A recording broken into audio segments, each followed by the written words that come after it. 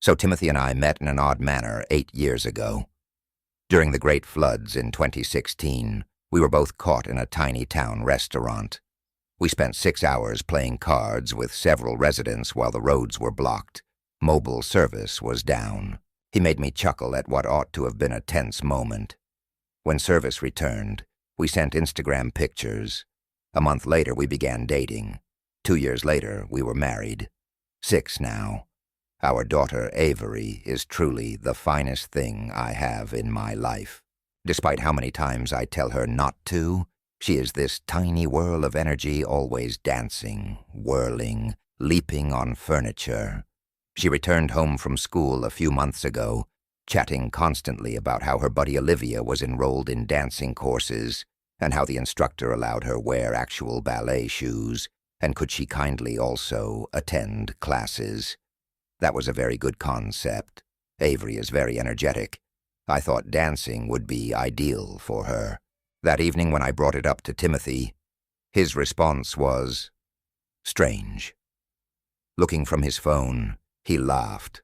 Not a funny chuckle. This contemptuous sneer set me off immediately defensively. He stated we couldn't afford luxuries like dancing courses on his pay alone, and that maybe I should pay more myself if I wanted Avery to participate in costly events. This really took me off surprise. We both agreed that I would drop back to part-time when Avery was born, and we weren't having financial problems as far as I knew. We have a modest home, 2 paid-off older vehicles, and while we're not planning extravagant trips, I didn't believe we were in such bad shape that $60 a month for dancing was out of grasp. When I said as much, Timothy showed me how little remained after monthly expenses when he brought up our bank app. Though I couldn't explain why, the figures felt strange somehow. Having a sense for statistics, he has always handled our money. I therefore decided to take a second job and came into an evening shift post at this cafe close by. The calendar was unforgiving. My day work is routine, then 4 evenings a week, waiting tables. Exhausted, feet hurting, smelling like fried food, I would go home. When I expressed how weary I was, Timothy replied, I was acting theatrically. He replied, and I will never forget this, if I hardly paid taxes, I didn't deserve to feel fatigued. Hey, this was for Avery's dancing lessons. So I ate my pride. Avery still hadn't registered in any dancing lessons 3 months into his second job. Every time I mentioned it, Timothy had an explanation. The nice studio filled to capacity. We should wait until the next session. First, we needed to save a little more. I began seeing things in meanwhile, like Avery mentioning to the zoo with Timothy on my work evenings, alternatively arriving home with brand new, unpurchased toys, then bringing up Lisa, presumably Daddy's pal. When I questioned Timothy casually about Lisa, he claimed she was simply a co-worker going through a divorce who sometimes went out with them because she was lonely. She was terrific with children, he claimed, and it offered him adult evening conversation. Made sense, I suppose. But Avery began to say strange things then, like Lisa's superior photography than Mommy's, alternatively asking if Lisa could celebrate my birthday. The worst is she began calling me Mira sometimes instead of Mommy.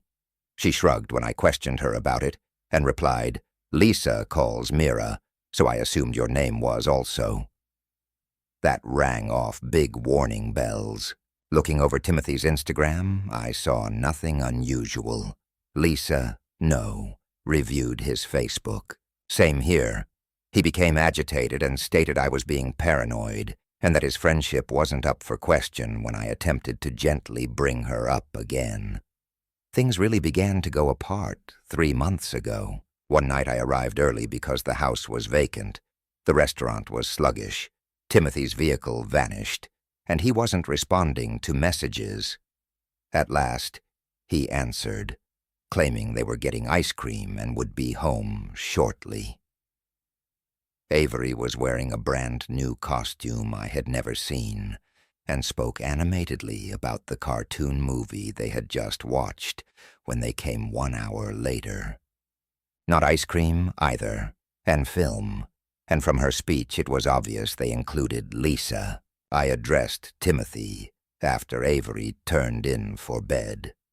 Inquired about his lying about their whereabouts.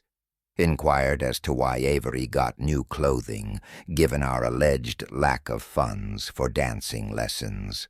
To our family, asked specifically who precisely Lisa was. He remarked, maybe if you were more fun, she might still call you mother. I had never seen this icy attitude before. I was just standing there, astonished, infuriated, pain. But I said nothing at all, just nodded and left.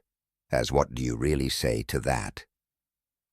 5 months ago, and since then, I have been paying close attention, operating and observing. And the trend is really obvious. Usually falling on my evenings off, Timothy hosts business meals. Avery says sometimes I stay at Lisa's place during my nighttime shifts. On evenings, Timothy informed me he was working late. Our credit card shows transactions for movies and restaurants. Though we still cannot afford Avery's dancing lessons, Timothy has new clothing and a nice new wristwatch. While helping Avery clean her room last week, I discovered a stack of pictures hidden in her dresser draw-through. Images showed her, Timothy, and a lady I had never seen before at an amusement park. A park dedicated to water. Like a Christmas party. What seemed. The reverse of the pictures featured dates. This has been on for more than a year. Lisa, the lady, seems rather in that Instagram influencer manner since before my second job. Perfect teeth. Blonde. The type of laid-back, pricey clothing that seem easy, but most likely cost a week's worth of restaurant pay. Avery is in one picture sporting a dancing costume. Actually a genuine one with a tutu and everything. The dates fell over a year ago. Guess he stopped after bringing her to lessons back then. She never told me. Until Olivia brought it up once again. I never knew. He told me we couldn't afford dancing courses, had me acquire a second job, all while he was spending a lot of money bringing our daughter to dance classes with another lady. Avery asked me yesterday whether Lisa will eventually be her new mother. Like that, almost spilled my coffee cup over breakfast amid cereal bits. I probed her to find out why she thought it. She shrugged and said, because Daddy and Lassa are special friends, and I sleep in Daddy's room when I visit her house, not sure even what to do with the knowledge. I must be wise about this, hence I haven't faced Timothy yet. I cannot just blow and exacerbate Avery's problems. Here is so my proposal. I'm asking for prior year copies of all our financial records. I'm moving my restaurant shifts to fit Avery's timetable more precisely. Every picture, every bit of proof I come across is being stored. Next week I have scheduled a visit to a lawyer. I am no longer gaslit, working myself until tired. My spouse is building a new family with another lady. Done seeing my kid go from my reach. I believe I live in some other universe where everything I believed was a lie. Firstly, update. I therefore have updates. Moreover, they're not excellent. Recall how I said I was going to ask for copies of our financial files? I did, however, go one better. Timothy has always managed our money. He claims I'm not very good with it. Not mine, his words rather reflect. We have a combined primary account. But years ago he set up the internet banking, and I discovered I no longer even had the login information. When I tried the password I believed we used, it didn't work. Rather of asking him, which would have set him off right away, last Wednesday around lunch I visited our bank branch directly. When I told the teller I required statements, but lacked internet access to my own account, she first cast that dubious glance. She was rather helpful, however, when I produced my ID and said I was a joint account holder, only needing access to our family money. What I discovered drove me to want to puke up there in the bank lobby. For 18 months, Timothy has been moving money. Regular sums, often between $300 and $500 to a second account, I knew nothing about. Like clockwork on the first of every month. Also sporadic extra transfers strewn all throughout. Sometimes little, sometimes bigger ones, matched what I now know were his travel expenses. Over $20,000 in the last year alone combined together. 20. Thousands. Notes. And here I am, working double hours at a cafe for months, because we apparently couldn't afford $60 a month for dancing lessons. That's less than sometimes what he moves to this unknown account in one day. But hold back. It becomes better. Actually, much worse. The comments revealed consistent charges at locations I knew not about. Many restaurant tabs, much more than our family's annual spending when we go out. Local hotels' rates. Christmas saw a diamond shop buy for more than $1,000. My present from him was a $20 scarf from Target, which I appreciated at the time given our limited means. I went home and did something I had never done before after the bank. While Timothy was at work, I perused his desk drawers. Hands trembling as I sieved through files, I felt like a burglar in my own home. But what I discovered exceeded my expectations. A credit card statement for an account in Timothy's name alone, with 3-month-old plane ticket expenses to Florida. He informed me he was at a training conference upstate throughout that week. Twice tickets, under Lisa Harrington, one under his name. Using my phone, I captured pictures of everything. Proof.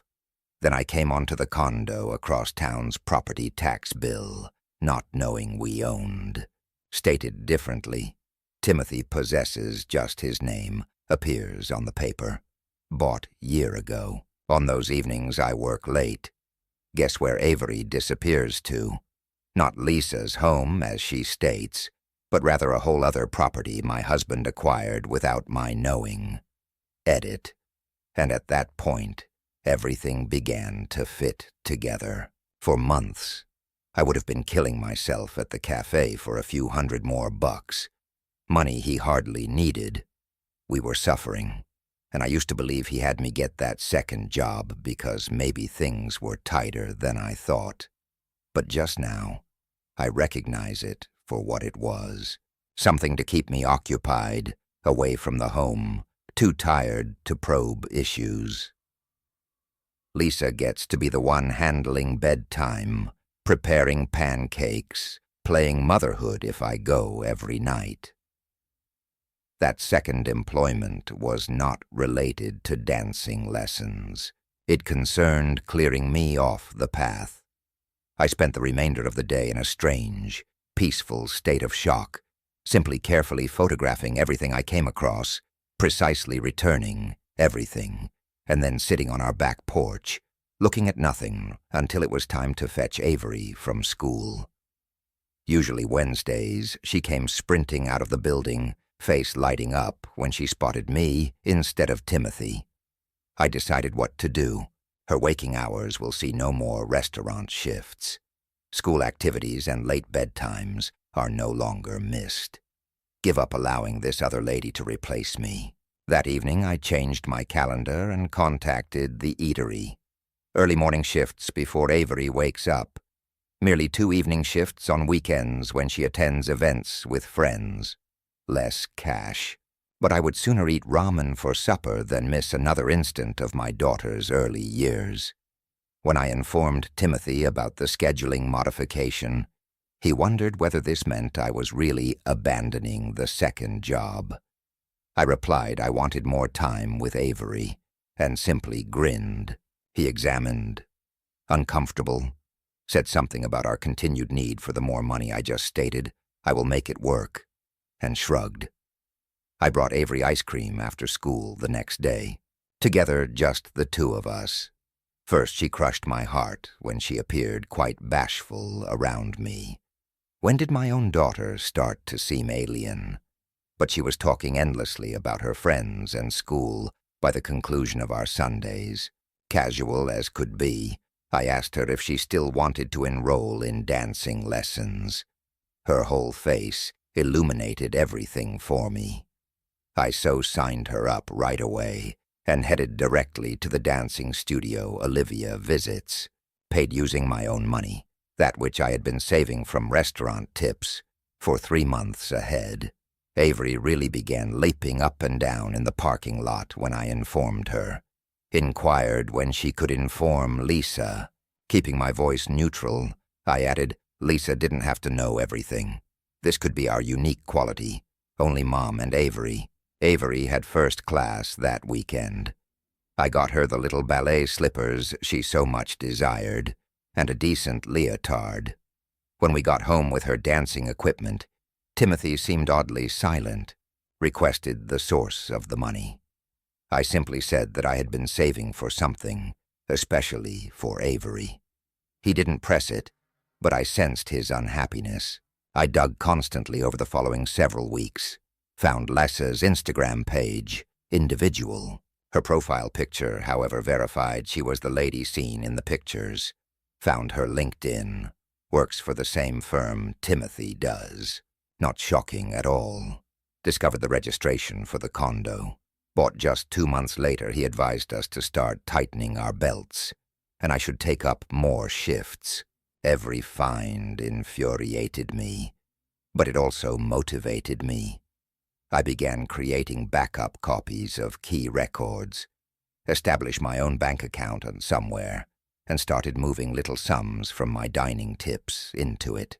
Just in case, asked my mother to save copies of the evidence I had collected, told Timothy and I were having problems, but I omitted specifics, not wanted to cause her undue concern yet.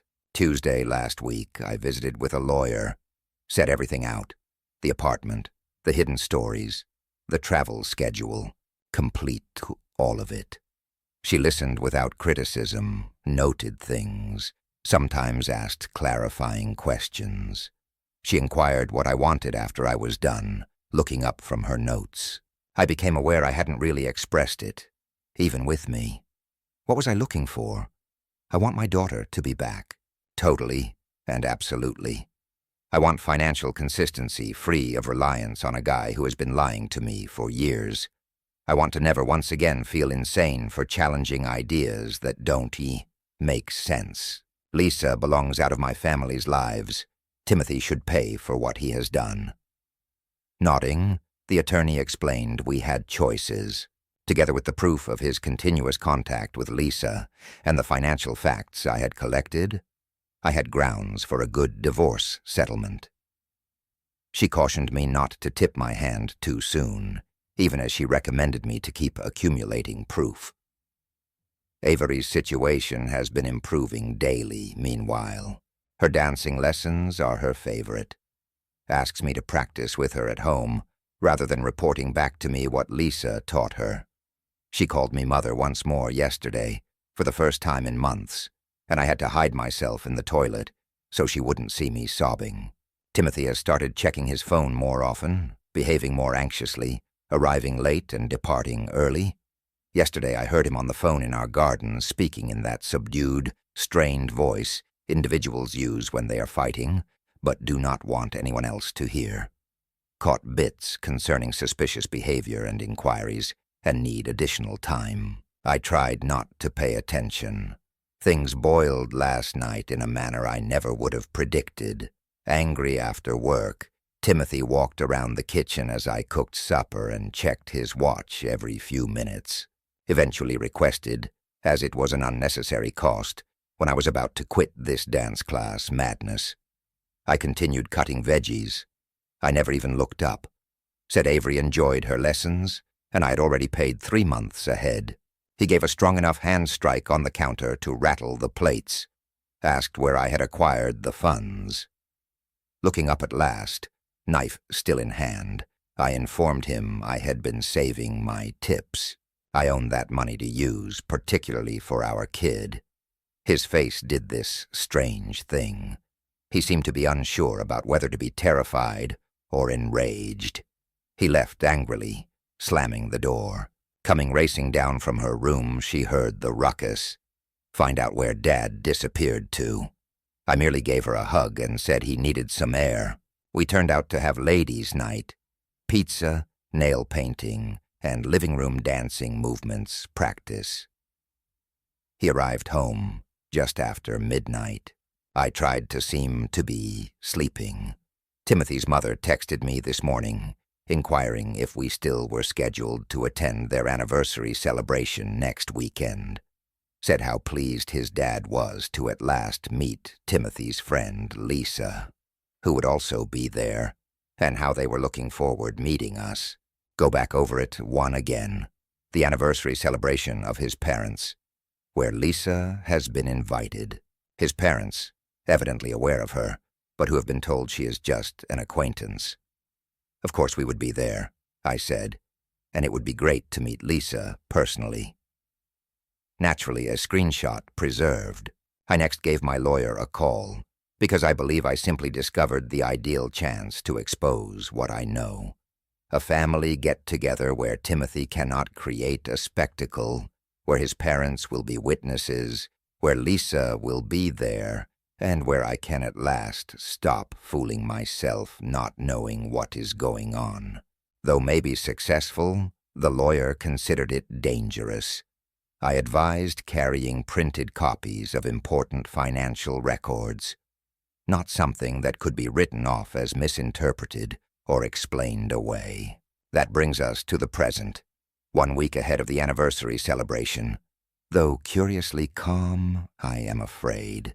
I have begun compiling the materials my mother would define as a fuck you folder. Copies of property documents, bank statements, pictures, everything orderly arranged. Proof not negable or easily explained. My husband is building a hidden life with another lady, while I am tired waitress, working extra hours. I'm done gaslit about our money. I'm done seeing yet another lady attempt to replace Avery's mother. The second update, my previous update 4 days ago. Today, things are going quickly. I can't sleep, hence I'm writing from the guest room of my mother at 2 a.m. This week has like a roller coaster. Tomorrow is the anniversary celebration, hence I have been getting ready on many angles. But yesterday something unexpected occurred that has knocked me a little off balance. Let me clarify everything for you from my previous post by backing up. I decided to take a calculated risk the day after learning Timothy was scheduled to bring Lisa to his parents' anniversary celebration. Since Timothy normally manages family contacts, I seldom undertake direct calls to his mother. I inquired what Lisa knew about her, and casually said I was excited to at last see her at the party. On the phone, there was this unusual silence. Then his mother spoke to validate everything. She told me how Timothy had stated that Lisa was assisting with Avery, while I was focused on growing my career with my second job, that I was having to combine parenting and work, and Lisa was merely stepping in as a friend. His mother genuinely seemed sympathetic to Lisa, this lady who has been sleeping with my husband and acting mother to my kid. She told me last month, while I was working late, how Timothy invited Lisa to their place for supper. Working late at the restaurant, I was apparently helping our family with financially. I stopped the conversation before I could say something I would regret, making some vague, pleasant sounds. Then I spent around 5 minutes screaming into my jacket while seated in my vehicle in the Target parking lot. Following that conversation, I contacted my own mother as well. Since she lives 3 hours away, and I wanted her not to worry, I have been keeping her quite in the dark about how awful things really are. I ultimately told her everything, however, as I needed backing. Mom was incensed not just with Timothy, but also at me for not informing her sooner. She said she would drive there right away, and I continued telling her I should take care of this alone throughout our heated talk. We settled on something like this. She had come to assist Avery the day after the anniversary celebration while I worked with the fallout. I switched my attention to 3 tasks when the backup was in place: finishing my evidence gathering, improving my friendship with Avery, getting ready psychologically for what was ahead. For Avery, I have been totally dedicated to dancing class. I signed up for the parent class I mentioned, but I'm not very good at it, really. I have baby giraffe-like coordination. From the best perspective, Avery finds it funny. She has been teaching me the movements she picks in her class, very austere and businesslike, like a little dance teacher. It now is our particular thing. Early from school, I collected her on Wednesday afternoon and drove her to purchase ice cream. She asked me something that tore my heart all over again when we were seated there with our sundaes. She wanted to know if her admiration of Lisa made me angry with her. I had to inhale before responding, telling her I could never be angry at her for caring for someone, and that grown-up issues between Lisa and Dad were not her fault or her concern. She asked another bomb of a question, then appeared relieved. She wanted to know if Lisa would be living with them in the other home constantly now. What did the other house imply? I asked her. She clarified it as if it were the most natural thing, that Lisa sometimes sleeps over at Dad's place. It also has a really pink room just for her, with a variety of toys unfit for our home. She also keeps her own toothbrush there with unicorns. That was so. Verification that Leah's place, where they have been playing home with my daughter, is essentially the condo I came onto under Timothy's name. They have made up an entire parallel existence, including an Avery bedroom among other things. I managed to hold it together, asked a few more questions like I was simply inquisitive, not having my world thrown on its axis again, found that the other home had a pool in the building, and that Miss Lisa cooks very great pancakes shaped like Mickey Mouse. That evening, after Avery was sleeping, I arranged all of the gathered proof. Pictures, property documents, bank statements, text screenshots. I developed what my attorney referred to as a divorce paperwork bundle. Everything orderly kept in a folder, copies kept in many physical and digital forms at several sites. One set with my mother, one in my own email, one on a new Google Drive account Timothy is ignorant of. I then engaged in an unexpected activity, not on my agenda. I passed the condo address that Timothy's paperwork had identified. I only needed to see it for myself. I had no intention of entering or confronting anybody. It was among one of those elegant new mixed-use projects in downtown, with luxury apartments above and ground-level boutique stores, the kind more expensive monthly than what our mortgage payment covers. Timothy began behaving weirdly the next day, never usual. He arrived home early from work and began asking very precise questions about my calendar, about who was keeping Avery while I was at the restaurant, about if my mother was intending to come soon. He grabbed my phone from the kitchen counter once and inquired as to whether I had changed my password.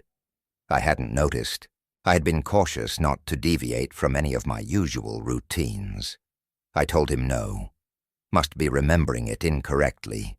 He tried once again and entered, hastily scrolled over something, then dropped it as if it were nothing. That evening he asked that we discuss our relationship. From a guy who has avoided meaningful talks throughout our whole marriage. This he began with his knowledge of how difficult things had been recently, but he felt we could get through this time, said maybe I should cut down on the restaurant work because it was stressing everyone. I merely nodded and said I would consider it. Inside, bells of warning were clanging. He sensed a change in things. Lisa would have spotted me outside the condo. Perhaps his mother spoke anything about our call. Perhaps he found the missing financial records I had copied and went back to his desk. It seemed strange for a workday when I woke up Friday morning, yesterday, and saw Timothy already gone. His side of the bed seemed to be empty of sleep. Avery stated he had departed before she woke up as well.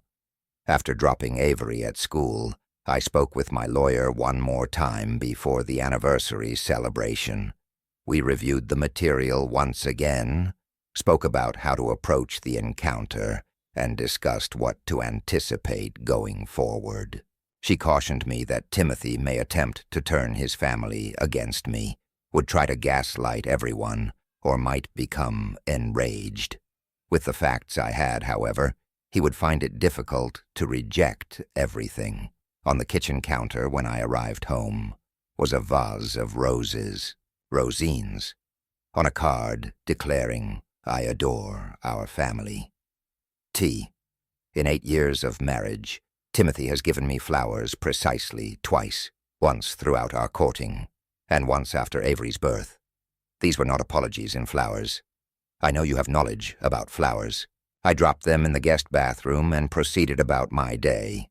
Timothy had 17 missed calls by the time I picked up Avery from the school. I texted him that everything was well because my phone had been quiet throughout a conference. Panicked, he phoned right away wondering where I was, where Avery was. We were looking for an outfit for Avery to wear to his parents' anniversary celebration at the mall, so I explained. He appeared to cool down, said he would be home for supper, asked if we may have family night. I also agreed. Arriving with pizza and ice cream, his favorites, was Avery. Played games, helped with schoolwork, volunteered to conduct bath time, spent the whole evening acting as Super Dad. It was like seeing an actor try out for the Parent of the Year title. Avery sat next to me on the sofa, closer than he has been in months, after getting ready for bed. Started discussing whether the three of us might have a family trip soon. His perspective on our future has been interesting. Avery needs both of her parents. Just how much? I just watched him play this loving spouse part, wondering if he really thought I was believing it. He reached for my hand once, and I let him grab it, because it was simpler than dragging away. His hand felt clammy. Was I still intending to attend his parents' anniversary celebration tomorrow? Naturally, why would not I be? Relief showed on his face, almost comically. Then he said nonchalantly that his buddy Lisa most likely wouldn't make it, too. There's something about a family emergency. I agreed and said it would be too horrible. I had been looking forward to her. I woke up this morning to find Timothy staring at me asleep. Not in a romantic sense, but an anxious, observing manner. He fast claimed he was simply getting up when I opened my eyes. Inquired about my breakfast preference. Should we bring Avery to the park before seeing his parents later? Sure, it sounded great. I grinned. I then went to shower, and when I emerged, I found him once again leafing through my phone. He missed me, observing from the corridor. I cleared my throat, and he dropped my phone on the sofa, jumping like I had startled him. It was at this point I realized I should have a backup. I told Timothy I had to pick up a present for his parents on a brief errand after breakfast. Rather, I made direct drive to my mother's home. Told her everything that had transpired over the last several days, and if she could come back with me right now, rather than waiting until tomorrow. Mom did not hesitate. In 10 minutes, packed a suitcase. Then we drove back together. Timothy was standing on the porch, arms crossed, looking like he had seen a ghost, as we came into the driveway. The following 2 hours were this strange dance of Timothy attempting to be charming to my mother, throwing me perplexed, terrified glances when she wasn't looking, Mom being courteous but chilly, me finishing my mental preparation for tomorrow, like everything was normal. I told Timothy I was staying at Mom's evening as she needed help preparing for a brunch she was throwing next week. He attempted to protest, but with my mom standing just there, he couldn't really say much. Here I am, at my mom's place, with my proof folder and change of clothing for tomorrow's party. The centennial celebration gets underway tomorrow afternoon at 3. Timothy believes I am meeting him there. We are expected by his parents as well. Additionally, Avery. After that, my lawyer is on standby for a call. Lisa also. She will be there, in spite of Timothy's lie of her family emergency, I feel. In any case, I am prepared. The pictures will tell stories by themselves. After months of gaslighting, lying, and seeing him attempt to replace Avery's mother, I'm done defending his emotions or reputation, even if confronting him at his parents' anniversary celebration seems harsh. I deserve to restore my dignity on my own terms. His parents deserve to know who their son really is. Update, final time. The anniversary celebration held at Timothy's parents' residence 3 weeks ago. I began typing, then erased it because the words wouldn't fit together. I have attempted writing this update numerous times. Though I find it difficult to digest everything, I owe it to everyone who has been so kind in their correspondence. Thank you. Really is what thanks. Though I haven't had the will to reply, I have read everyone. That day turned out not how I had imagined it. Mom and I arrived there with Avery soon after 3. Timothy was outside, pacing the driveway already. He was just terrible, unshaven, clothes creased, hands fidgety like he couldn't still. The second I opened the vehicle door, he was on me, insisting immediately then we needed to speak alone. I stated I would go in to visit Avery's parents first, and continued going because I wanted Avery to witness us bickering. He trailed after, murmuring something I missed. Inside, the home was cozy and comfortable, pictures of his parents 40 years apart on every wall, maybe 15 or 20 people conversing over drinks. His mother hurried up quickly, embraced Avery, remarked on how lovely her outfit looked, then turned to face me. She stated she was happy I made it, because Timothy had warned her I may get trapped at business. It pained, thinking he had been spreading justifications for me. Weeks ago I informed her I had changed my calendar to be there. She stopped, then grinned and carried on, not knowing what to say next. With me had the folder I had spent days compiling, all the bank statements, pictures, property documentation. I gave lunch to his mother as people began sitting down. I suggested she need to see our family. She opened it, began leafing through the transactions to that secret account, the condo documents featuring Timothy and Lisa with Avery. Her expression shifted, as though she were incredulous of what she was holding. Saying it wasn't what it seemed like, Timothy went for it. However, his dad intervened and grabbed the folder and began reading too. He said nothing, just continued page by page reading. Timothy attempted to explain, saying I misinterpreted, that the money was for something else, that the pictures were outdated. It had hollow sound. After a minute, his dad questioned if it was all real. Timothy stammered over some justification for our difficult marriage, but it didn't stick. Why hadn't I informed them sooner? Wondered his mother. I replied, I had lately now discovered the whole truth, just myself. She nodded, but I sensed she was conflicted, as if she knew nothing about what to do with any of it. Lisa entered then. Maybe half an hour later I heard the doorbell and saw her there, grinning like she belonged, clutching a present bag. Turning pale, Timothy hurried over to begin speaking to her, attempting to convince her to go. She came across me, paused, but said nothing to me. When his sister arrived at first, she inquired if she knew Timothy was married. Lisa said yes, but he had told her we were split and just living with Avery till things were calm. His sister questioned how distanced that seemed, after showing her a picture from the folder from Christmas, us 3. Lisa came back empty-handed, saying Timothy would explain everything to his family later. She departed a few minutes later with Timothy following after. Avery was outside the whole time, fortunately playing in the garden away from it all with my mum and some relatives. After some time, his dad came over to ask if everything I had brought matched exactly. I said that it was. He nodded, said he was sorry, and that was all. His mother continued flitting between visitors, but I saw her staring at me a few times, as if she wanted to say more.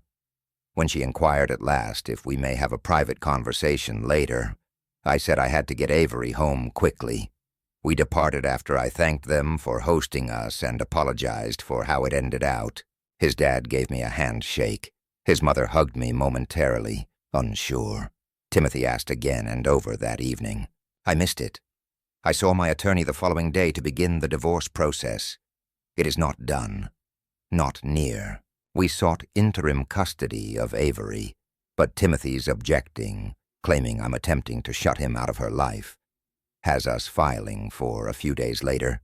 He moved out, stopped by the cafe, collected his clothing and some other items. Though I haven't inquired, I believe he's at the condo right now. The toughest element has been Avery's. She continues to inquire where Dad is and why he doesn't visit home. Though we live apart right now, we both adore her so very much. She acknowledges it some days and rejects it others.